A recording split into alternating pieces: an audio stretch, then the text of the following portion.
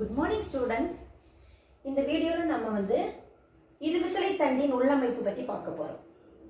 So நாம் இருவித்திலை வேரும் உள்ளமைப்பு முடிஞ்சாச்சு. ஒரு வித்திலை வேர் உள்ளமைப்பு கம்பேரிட்டிவாக படித்து நம்ம முடிச்சிட்டோம். இந்த வீடியோவில் நாம் இருவித்திலை தண்டின் உள்ளமைப்பு. So in this video we are going to learn about the internal structure of dichostum. Example helianthus. Helianthusனா சூரியகாந்தி தாவரத்தினுடைய தண்டின் உள்ளமைப்பு நம்ம பார்க்க போகிறோம். ஸோ நம்ம வேரில் படித்த மாதிரியே ஒரு தண்டை சூரியகாந்தி தண்டை நாம் ஒரு பிளேடில் க்ராஸ் செக்ஷன் எடுத்து குறுக்கு வெட்டு தோட்டம் சீவலா சீவி நுண்ணோக்கியில் வச்சு பார்க்கும்போது நமக்கு முக்கியமாக 3 பகுதிகள் இருக்கும். புறத்தோல், புரணி, ஸ்டீல். ஸோ இந்த cross section, that is in the internal structure of dichostum, you could find 3 distinct regions: epidermis, cortex and steel. So when you are taking that under the dissection microscope, you will find it in a round shape. See, round shape இருக்கும், இப்படி ரவுண்டாக இருக்கும். So நம்ம ஸ்டெம்மை cut பண்ணும்போது ரவுண்டாக தானே வரும். So இப்படி ரவுண்டாக இருக்கும். And in the outermost layer is called epidermis. Epidermis with multicellular hairs. Multicellular epidermal hairs. So முதல்ல இருக்கக்கூடிய வெளிப்புற அடுக்கு புறத்தோல். புறத்தோல் இருக்கும். அப்புறமா அதில் நிறைய பல செல்களை உடைய ஒரு புறத்தோல் தூவிகள் இருக்கும். இதுக்கு அடுத்து பார்த்தீங்கன்னா ஒரு ஹைப்போடர்மஸ் இருக்கும். ஹைப்போடர்மஸ் இருக்கும். அதுக்கு அடுத்தது ஒரு வெல் டிஃபைன்டு புரணி இருக்கும். புரணி அதாவது கார்டெக்ஸ் இருக்கும். புரணி. அதுக்கப்புறமா உள்ளால ஸ்டீல் இருக்கும். ஸோ எபிடர்மஸ், இது என்னது எபிடர்மஸ். அதுதான் நம்ம புறத்தோல்னு சொல்றோம். புறத்தோல். அதுக்கு அடுத்தது என்னது எபிடர்மல் ஹேர்ஸ். இருக்கும். எபிடர்மல் ஹேர்ஸ் இருக்கும். அதாவது புறத்தோல் தூவிகள் இருக்கும். அப்புறமா உள்ளால ஒரு புறத்தோல் அடித்தோல் அல்லது ஹைப்போடர்மஸ். சரியா? ஹைப்போடர்மஸ் ஆங்கிலத்தில். ஹைப்போ என்றால் கீழே, டர்மஸ் என்றால் தோல். ஹைப்போடர்மஸ் புறத்தோல் அடித்தோல் இருக்கும். அதுக்கப்புறமா இருக்கக்கூடியது புரணி. புரணினா என்னது? கார்டெக்ஸ். ஆங்கிலத்தில் கார்டெக்ஸ் இருக்கும். புரணி. சரியா? புரணி இருக்கும். இந்த புரணியின் கடைசி அடுக்கு அகத்தோல், எண்டோடர்மஸ். அகத்தோல் அல்லது எண்டோடர்மஸ் எல்லாமே நம்ம படிச்சுட்டோம் முன்னாடி என்னென்ன இருக்கும் அப்படின்னு. இந்த அகத்தோலுக்கு உட்புறமாக ஸ்டீல் இருக்கும். ஸ்டீல் இருக்குது. அந்த ஸ்டீல்ல வெளிப்புற அடுக்கு தான் என்னது? பெரிசைக்கிள் இருக்கும். பெரிசைக்கிள். இந்த பெரிசைக்கிளை சுற்றி உள்ளுக்குள்ளால so many vascular bundles are arranged in the form of a ring around the pit. Such type of steel is called U steel. So in the steel க்கு பேர் என்னது? U steel. So vascular bundles, vascular கட்டைகள். vascular bundles என்னது? vascular கட்டைகள். சென்டர்ல ஒரு பித் இருக்கும். சென்டர்ல ஒரு என்ன இருக்கும்? பித் இருக்கும். So இதுதான் அடிப்படை படம். அது ground plan. இதுக்கு பேரு அடிப்படை படம் தமிழ்ல. சோ வெளிப்புறம் ஒரு புறத்தோல் இருக்கு. there is an epidermis and in which you will find so many multicellular epidermal hairs. Inner to that epidermis you will find the hypodermis, and then inner to that you will find the cortex. In the innermost layer of cortex, endodermis. Inner to the endodermis all the tissue comprises the steel. Steel என்னலாம் இருக்கு? Pericycle, vascular bundles and pith. சரியா? So வெளிப்புற அடுக்கு புறத்தோல் இருக்கு. புறத்தோல் தூவிகள் இருக்கு. உள்ளால புறத்தோல் அடித்தோல் இருக்கு. அதுக்கு அடுத்தது புரணி இருக்கு. புரணியின் கடைசி அடுக்கு அகத்தோல் இருக்கும். அகத்தோலுக்கு உட்புறமாக உள்ளதெல்லாம் மைய உருளை அல்லது ஸ்டீல் என்று அழைக்கப்படும். ஸ்டீலுக்குள்ளால என்னெல்லாம் இருக்கு? பெரிசைக்கிள், வாஸ்குலர் கட்டைகள் மற்றும் பித்து காணப்படுகிறது. இது நம்ம அடிப்படை படம் ஜென்ரலா நம்ம பார்க்கக்கூடியது டிசெக்ஷன் மைக்ரோஸ்கோப்ல. ஸோ இதுல ஒரு போர்ஷனை நம்ம என்லார்ஜ் பண்ணி லைட் மைக்ரோஸ்கோப்ல பார்க்குறோம். நமக்கு ஸ்கூல்ல எல்லாம் இருக்குல்ல நுண்ணோக்கி, அந்த நுண்ணோக்கில வச்சு பார்க்கும்போது தெளிவாக ஒவ்வொரு திசு அமைப்பு நமக்கு தெரியும். ஸோ அதை தான் நாம இனி வரைஞ்சி பார்க்க போறோம். ஓகேயா? ஸோ போர்ஷன் என்லார்ஜ்ல நமக்கு என்ன தெரியும்? தெளிவான ஒரு பெரிதாக்கப்பட்ட ஒரு பகுதி ஒளி நுண்ணோக்கியில பார்க்கும்போது நமக்கு தெளிவா அதனுடைய திசு அமைப்பு நமக்கு நல்ல தெளிவா தெரியும். உங்களுக்கு இப்ப எல்லா திசு அமைப்பும் தெரியும் இல்லையா? பேரன் கைமா தெரியும், கோலன் கைமா தெரியும், ஸ்க்ளீரன் கைமா தெரியும், குளோரன் கைமா தெரியும், அகத்தோல் செல்கள் தெரியும். எல்லாமே உங்களுக்கு தெரியும். அது எங்கெங்க எப்படி இருக்குன்னு நாம இப்ப பார்க்க போறோம். சரியா? So outermost layer is called epidermis. Already you have studied. Epidermis constitute a single layer of parenchymatous cells. சரியா? Rectangular cells. They are arranged in a single layer. So ஒரு வரிசையில் அமைந்த செல்கள் parenchyma செல்கள் சரியா இடைவெளியின்றி நெருக்கமாக அமைந்து காணப்படுகிறது. ஆங்காங்கே they are discontinuous with the pore called epidermal pore. அங்கங்கே துளைகள் காணப்படும். இந்த துளைகளுக்கு பேரு புறத்தோல் துளைகள்னு பேரு. So இந்த டயகிராம்ல நம்ம புறத்தோல் துளைகள் கொடுக்கல. But you will find multicellular hairs. Multicellular hairs you will find here and there in the epidermis. You will find multicellular hairs. So here and there you will find multicellular hairs. Multicellular hairs you will find. See multicellular hairs. Okay? Over the epidermis. So இந்த புறத்தோலுக்கு மேல புறத்தோல் தூவிகள் பல செல்களை உடையது இருக்கு. இதுக்கு மேல Quentin என்ற பொருளாலான ஒரு மெழுகு போன்ற படலம் இருக்கும். கியூட்டின் என்ற பொருளாலான ஒரு மெழுகு போன்ற படலம் இருக்கும். அதுக்கு பேரு கியூட்டிக்கிள். அதுக்கு பேர் என்னது கியூட்டிக்கிள். சோ இதுக்கு பேரு கியூட்டிக்கிள். சோ இதுக்கு என்னது எபிடர்மிஸ். எபிடர்மிஸ் புறத்தோல் சரியா இதுக்கு மேல இருக்கக்கூடிய இதுக்கு பேர் என்னது கியூட்டிக்கிள். அது தமிழ்லயும் கியூட்டிக்கிள் தான் கியூட்டிக்கிள் ஆங்கிலத்திலயும் கியூட்டிக்கிள் தான் கியூட்டிக்கிள். இதுக்கு பேர் என்னது epidermal hairs. Epidermal hairs. Epidermal hairs புறத்தோல் தூவிகள். எபிடர்மல் ஹேர்ஸ்க்கு ஒரு தமிழ் என்னது புறத்தோல் தூவிகள் அப்படின்னு பேர். சோ இதுதான் எபிடர்மிஸ் பற்றி. What is the main function of the epidermis? It protects the innerlying tissues, underlying tissues. So என்னது கீழ்ப்புறமுள்ள எல்லா திசுக்களையும் பாதுகாக்கும் பணி செய்து. What is the function of the root hair? Root hair என்ன செய்யுது? root hair இல்ல epidermal hair. root hair அதுல இருக்கும் rootல இருக்கும் தண்டுல இருக்கக்கூடிய அதே hairs தான் நாம என்ன சொல்றோம் epidermal hairs. What is its function? Epidermal hair என்ன செய்யும்? நம்ம படிச்சிருக்கோம். புறத்தோல் திசு தொகுப்பு என்ன செய்யும்? It is responsible for the dispersal of seeds and fruits னு நம்ம அங்கேயே புறத்தோல் தூவிகள் பற்றி படிச்சிட்டோம். சரியா? Now the cuticle upon the epidermis. இதுக்கு மேல இருக்கக்கூடிய இந்த cutin என்ற பொருளாலான இந்த cuticle மெழுகு பூச்சானது what is its function? It checks transpiration. அதிகப்படியான நீர் இழப்பை கட்டுப்படுத்துகிறது. சரியா? இவ்வளவுதான் புறத்தோல் பற்றி உள்ளது. So inner to epidermis you may find the ground tissue. So ground tissue it is differentiated into cortex, endodermis, pericycle and pith. It is well differentiated into ground tissue is well differentiated into cortex, endodermis, pericycle and pith. சரி பாருங்க. So இங்க வந்து புறணி இதுக்கு புறத்தோலுக்கு கீழே இருக்கக்கூடிய பகுதி தளத்திசுன்னு சொல்றோம். இந்த தளத்திசு எவ்வாறு வேறுபடுத்தப்பட்டிருக்கும்? புறணி, அகத்தோல், பெரிசைக்கிள், பித் என்று தெளிவாக வேறுபடுத்தப்பட்டு காணப்படும். நீங்க ஏற்கனவே படிச்சிருக்கீங்க இந்த கிரவுண்ட் டிஷ்யூ சிஸ்டத்துல below the epidermis there are 2 or 3 layers of collenchymatous hypodermis. So புறத்தோலுக்கு கீழே 2 அல்லது 3 வரிசைகள்ல collenchyma செல்களால் ஆன ஒரு என்ன காணப்படும்? புறத்தோல் அடித்தோல் அதான் ஹைப்போடர்மிஸ் காணப்படும். சோ புறத்தோல் அடித்தோல் நம்ம ஏற்கனவே அங்க வந்து என்ன படிச்சிருக்கோம்னா லாமெல்லார் collenchyma அப்படின்னு படிச்சிருக்கோம். சோ இந்த புறத்தோல் அடித்தோல் அல்லது ஹைப்போடர்மிஸ் இருவித்திலை தாவரத்துல collenchymaவால் ஆனது. இதனாலானது collenchymaவால் ஆனது. பாருங்க collenchyma செல்கள் நாம இப்படி போட்டுட்டு கார்னர்ஸ்ல நம்ம என்ன போடணும்? திக்கனிங், லிக்னின் திக்கனிங் நம்ம போடணும். கார்னர்ஸ்ல நாம என்ன செய்யணும்? லிக்னின் திக்கனிங் நம்ம போடணும். சோ இப்படி ஒரு 2 rows வரைஞ்சிட்டு இந்த கார்னர்ஸ்ல எல்லாம் நாம என்ன போடுறோம்? திக்கனிங் போடுறோம். பாத்தீங்களா? இந்த கார்னர்ஸ்ல நாம திக்கனிங் போட்டோம்னா it represents the collenchyma cells. So hypodermis புறத்தோல் அடித்தோல் இருவித்திலை தாவர தண்டுகள்ல எதனாலானது? collenchyma செல்களால் ஆனது. So hypodermis இதுக்கு பேர் என்னது? hypodermis.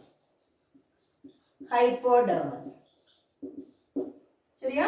hypodermis collenchyma செல்களால் ஆனது. இந்த ஹைப்போடர்மிஸ்க்கு கீழே நமக்கு 3 லேயரா இருக்கும். என்னது? cortex is in 3 layers. So below the hypodermis you will find the cortex in distinct 3 layers. First layerல பாருங்க. First layerல you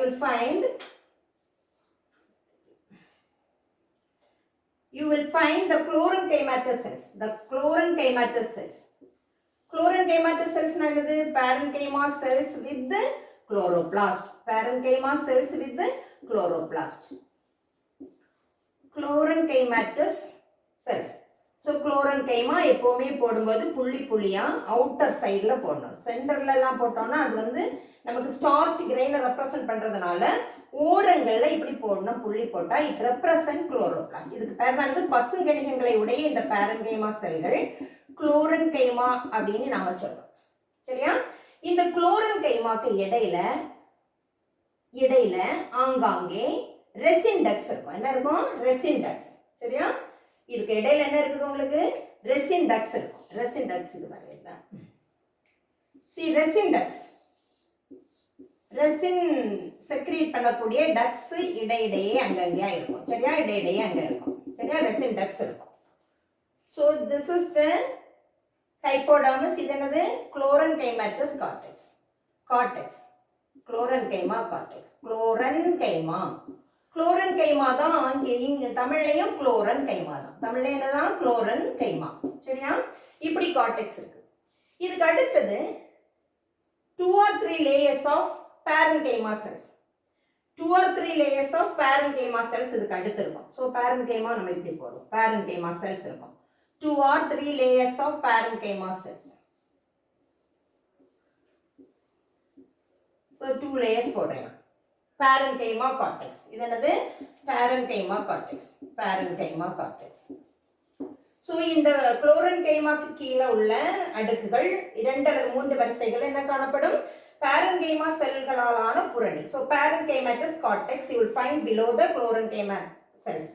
Then next to that a single layer of parenchyma cells which are barrel shaped and they are abundant with the starch. So the last layer of the cortex is called endodermis. It is a single layer of parenchyma cells which are barrel shaped. பீப்பாய் வடிவ செல்களாலான ஒரு வரிசையில் அமைந்த பீப்பாய் வடிவ செல்கள். ஒரு வரிசையில் அமைந்த பீப்பாய் வடிவ செல்கள் பீப்பாய் வடிவ செல்கள் இருக்கும். ஒரு வரிசையில் அமைந்த பீப்பாய் வடிவ செல்கள். சரியா? ஒரு வரிசையில் அமைந்த பீப்பாய் வடிவ செல்கள் இங்க இருக்குது.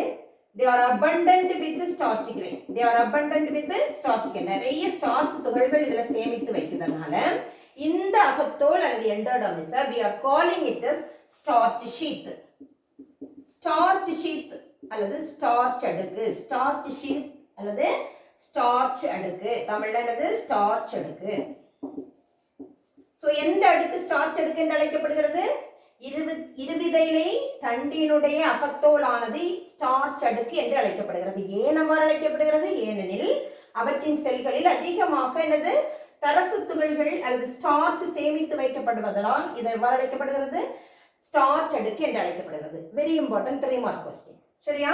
so which layer is called starch sheath?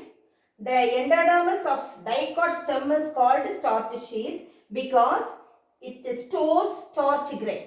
So it is called as starch sheath னு எழுத தெரியும். சரியா? a single layer. So this starch sheath is homologous with the endodermis of the root. அப்படினா என்ன அர்த்தம்? ரூட்டினுடைய அகத்தோலை ஒத்து காணப்படக்கூடிய அடுக்கு தான் என்னது? இந்த ஸ்டார்ச் அடுக்கு. சரியா? சோ இவ்வளவு தான் என்னது உங்களுக்கு? சோ இந்த இவ்வளவு தான் உங்களுக்கு என்னது? cortex. So ground tissue is differentiated into cortex, pericycle and pith. vascular tissues and pith. சரியா? பாருங்க. அப்ப inner to endodermis. சரியா? இந்த ஸ்டார்ச் sheathக்கு உள்ளால உள்ள எல்லாமே நம்ம என்னதா இருக்கும்? எல்லாமே ஸ்டீல் னு சொல்றோம். அப்ப endodermis, the tissues which are present inner to endodermis are called as steel. So இந்த அகத்தோலுக்கு உட்புறமாக அமைந்த அனைத்து திசுக்களும் எவ்வாறு அழைக்கப்படுகிறது? ஸ்டீல் அல்லது மைய உருளை என்று அழைக்கப்படுகிறது. இதுக்கு உள்ளால இந்த பெரிசைக்கிள் வேர்ல ஒரு வரிசையில இருக்கும். அப்படிதானா? இங்க எப்படின்னா பல வரிசைகளில் அமைந்த 4 அல்லது 5 வரிசைகளில் அமைந்த ஒரு பெரிசைக்கிள் காணும். அது தொடர்ச்சியான ஒரே செல்லாக இருக்காது. ஏற்கனவே நாங்க சொன்னேன் வாஸ்குலார் கட்டைகள் பித்தை சூழ்ந்து ஒரு வளையமாக காணப்படும். இதற்கு யூஸ்டீல் என்ற பெயர் படிச்சோம். So in dicot stem the vascular bundles are arranged in the form of a ring. Arranged in the form of a ring around the pith like this. Arranged in the form of a ring around the pith. So இதுக்கு பேரு யூஸ்டீல். இங்க ஒரு portion என்னதுன்னா we are going to draw 2 bundles. We are going to draw how many bundles? 2 bundles. So one bundle and another one bundle here. I will complete only one bundle. Why? Both the bundles are similar. சரி, ரெண்டும் ஒரே மாதிரி இருக்கிறதுனால இப்போ for time saving I will draw only one bundle. Do you understand? So inner to endodermis, all the tissues constitute the steel. சரியா, இந்த steel உட்புறமாக தோலுக்கு உட்புறமாக உள்ளது எல்லாம் ஸ்டீல். முதல்ல பெரிசைக்கிள், அதுல முதல்ல வரக்கூடியது என்னது? Pericycle. See, 2 to 3 layers of sclerenchymatous cells. 2 to 3 layers of sclerenchymatous cell constitute the pericycle. If it is sclerenchymatous, it is sclerenchymatous. So while you are drawing sclerenchyma, you have to draw two lines. Why? Two walls you have to draw. Why? Because there is a well defined secondary thickening. So இங்க இன்னொரு இது போடணும், இன்னொரு wall போடணும். It means there is secondary thickening made of lignin. Secondary thickening made of lignin. Okay, secondary. So it is above the vascular bundle. You may find the sclerenchyma cells as pericycle. There are 2 or 3 layers of sclerenchyma cells as pericycle. Since they are present above the vascular bundle as a cap, you will call it as bundle cap. It is called as bundle cap. Bundle cap என்னது? கட்டை தொப்பி. தமிழ்ல என்னது? கட்டை தொப்பி. இதுதான் ஒரு pericycle. சரியா? சோ இதுலயும் அதே மாதிரி இருக்கும். இதே மாதிரி ஸ்க்ளீரன்கைமா பண்டில் கேப் இருக்கும். பண்டில் கேப் இதுலயும் இருக்கும். சரியா? இது பெரிசைக்கிள். இதுதான் பெரிசைக்கிள். இப்போ ரெண்டு பண்டிலுக்கு இடையில இருக்கு இல்லையா? parenchyma cells. parenchymatous cellsனால ஆன இதுவும் என்னது? So இதுக்கு நேர உள்ள parenchyma ரெண்டு பண்டிலுக்கு. So in between the bundles you may find the parenchymatous cells. These parenchymatous patches and sclerenchymatous patches, again sclerenchymatous patches, parenchymatous, இப்படி ஒரு ரிங் ஃபார்ம் ஆயிடும். ஒரு ரிங்கா தானே இங்க இருக்கும்.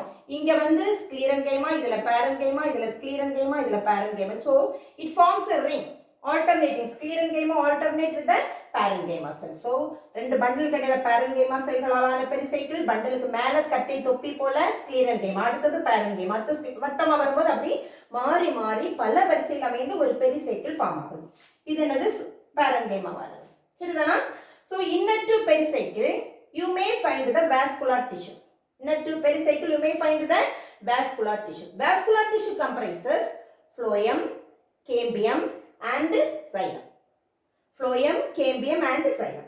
So this bundle cap is otherwise known as hard bast. சரியா?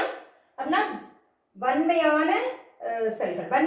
வன்மை இது இந்த ஸ்க்ளீரன்கைமா என்ன செல்கள்? நல்ல கண்டிப்பா இருக்கும். தாங்கு செல்கள் நம்ம படிச்சிருக்கிறோம்ல, நல்ல வலுவை கொடுக்கக்கூடிய it gives mechanical support. சரியா? சோ வன்மையான பாஸ்ட் என்று இது அழைக்கப்படுகிறது. சரியா? Hard bast. சரியா? வன்மையான செல்கள் ஆனதுனால அப்படி சொல்றாங்க. இந்த பண்டில் கேப் தான். சரியா? கட்டை தொப்பி. இப்போ இன்னர் டு திஸ் பெரிசைக்கிள் இதனாலலாம் இருக்கும் sclerenchyma, parenchyma alternate with each. So sclerenchyma alternate with parenchyma, it forms a ring and it is called the pericycle. Now inner to that you may find the phloem first. So when you see the steel, they are arranged in the form of a ring. They are U steel. See, vascular tissue system la padikumbodhu phloem மேல இருக்குது, xylem கீழ இருக்கு. In the same radius. So it is called conjoined. சரியா? ஒன்றிணைந்த. அப்புறமா xylem கீழ இருக்கும், xylத்துக்கு மேல phloem வரும். இதுக்கு பேரு என்னது? ஒருங்கமைந்த. சரியா? சோ இப்படி இருக்கு. அப்ப இதுக்கு மேல முதல்ல என்னதான் இருக்கும்? உங்களுக்கு phloem இருக்கும். phloem செல்கள் எப்போதுமே நாம சின்ன சின்ன செல்களா வரையணும். இதுல primary phloem is crushed by the secondary phloem. எப்பவுமே primary phloem முதல்ல ஃபார்ம் ஆகும், அடுத்து secondary phloem ஃபார்ம் ஆகும்போது primary phloem crushed ஆயிடும். primary phloem என்ன செய்யறோம்? crushed ஆயிடும். சரியா? சோ phloem இருக்கு. அதே மாதிரி இங்க என்ன இருக்கும்? phloem இருக்கு. இங்க phloem இருக்கும். சோ இது வந்து ஒரே ரேடியஸ்ல இருக்கனால conjoined and xylத்துக்கு மேல phloem இருக்கு. outer to xylem phloem இருக்கிறதுனால it is called collateral. சரியா? ஒன்றிணைந்த ஒருங்கமைந்த. இனி இதுக்கு இடையில பாத்தீங்கன்னா என்ன இருக்கும்? கேம்பியம் இருக்கும். இதுக்கு இடையில என்ன இருக்கும்?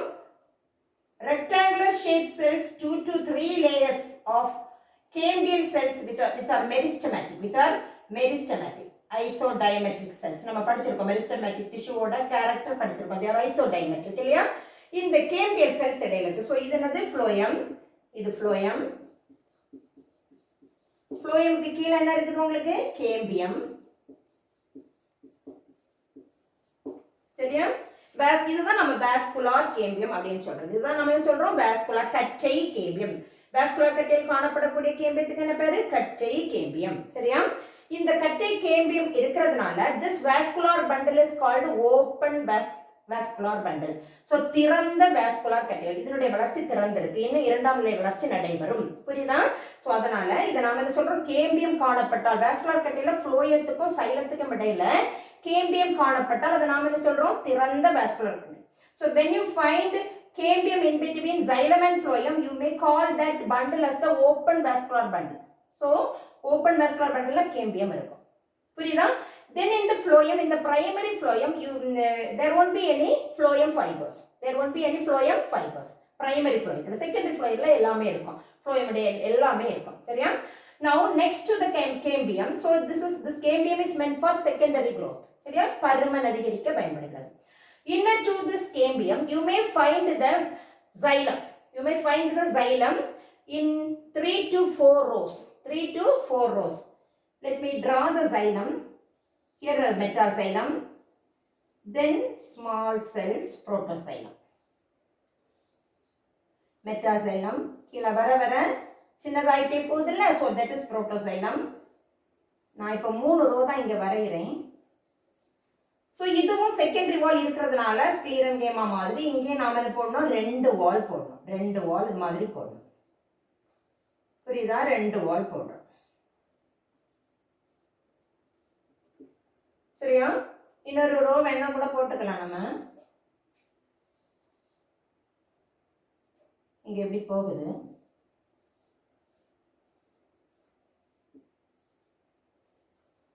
சரி okay see this is the metaxylem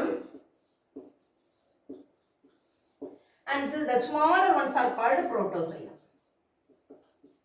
see protoxylem is metaxylem தமிழ்லயே metaxylem தான் இது protoxylem தமிழ்லயும் protoxylem தான் சரியா protoxylem see பாருங்க in between the xylem you can put the parenchyma cells and complete the bundles parenchyma cells சரியா you can draw the parenchyma cells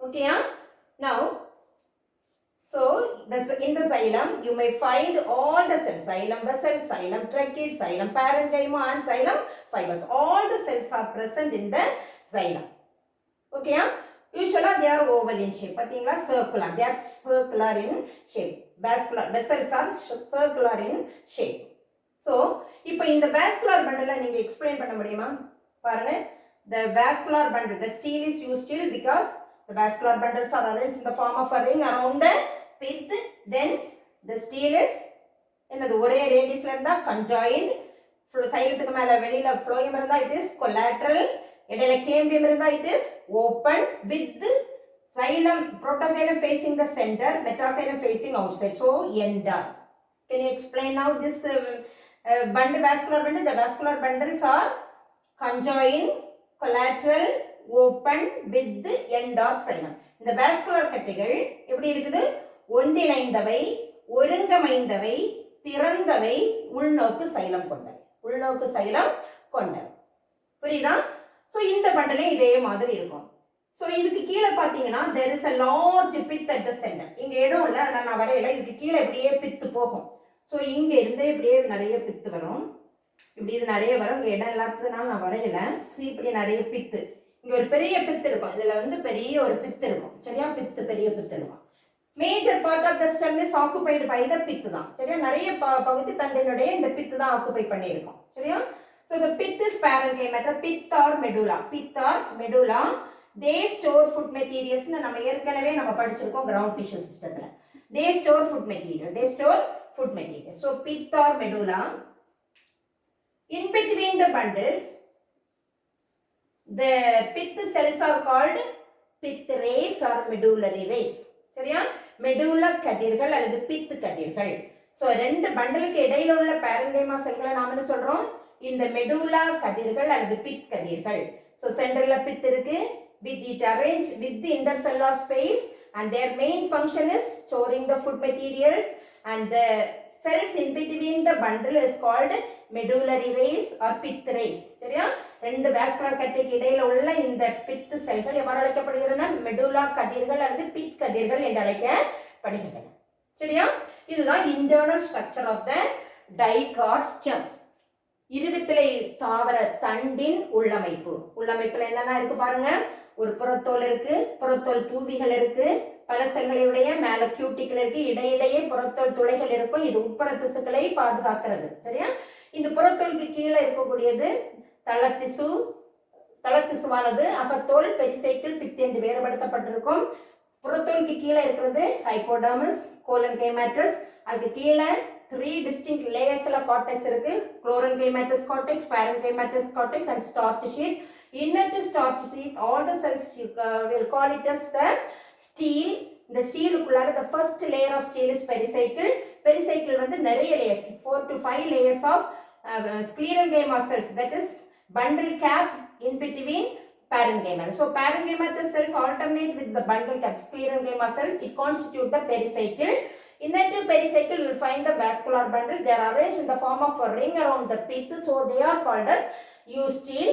And the stele is the vascular bundles are conjoined, collateral, open with the end of xylem. There is a large pith at the center, and in between the cambium இருக்கிறதுனால தான் நம்ம என்ன சொல்றோம்? Open சொல்றோம். The pith is the main function of the pith is storing the food materials, and in between the two bundles the pith cells are called pith rays or medullary rays. Medullary rays. சரியா? தமிழ்ல பாருங்க, புறத்தோல் இருக்கு, புறத்தோல் தூவிகள் பல செல்களால் ஆனது, ஆங்காங்கே புறத்தோல் துளைகள் காணப்படும். இதுக்கு மேல ஒரு கியூட்டிக்கல் இருக்கு. இந்த புறத்தோலுக்கு கீழே இதனுடைய பணி உட்புற திசுக்களை பாதுகாத்தல். புறத்தோலுக்கு கீழே இருக்கக்கூடிய வந்து முதல்ல ஹைப்போடர்மஸ், புறத்தோல் அடித்தோல். இது வந்து கோலன்கைமா செல்களால் ஆனது. அதுக்கு கீழே புறணி 3 அடுக்குகளாக காணப்படும். முதல் அடுக்கு குளோரன்கைமா செல்களால் ஆனது. இடையிடையே ரெசின் குழாய்கள் காணப்படும். இது ரெசின் குழாய், ரெசின் குழாய்கள் காணப்படும். இனி அடுத்தது ஒரு பேரன்கைமா செல்களாலான ஒரு புறணி காணப்படுகிறது. அதுக்கு அடுத்தது வந்து இந்த செல்கள் எல்லாம் செல் இடைவெளிகளுடன் காணப்படும் உணவுப் பொருட்களை சேமித்து வைக்குது. இனி இதனுடைய கடைசி அடுக்கு அகத்தோல். இந்த அகத்தோல் வேரின் அகத்தோலை ஒத்த அடுக்கு. இதுல நிறைய ஸ்டார்ச் துகள்கள் சேமித்து வைக்கிறதுனால இந்த ஸ்டார்ச் அடுக்குன்னு நம்ம சொல்றோம். ஒரு வரிசையில் அமைந்த செல்கள். ஸ்டார்ச் அடுக்கு உட்பக்கமாக உள்ள அனைத்து செல்களும் மைய உருளையை அல்லது ஸ்டீலை உருவாக்குது. ஸ்டீலின் வெளிப்புற அடுக்கு பெரிசைக்கிள்.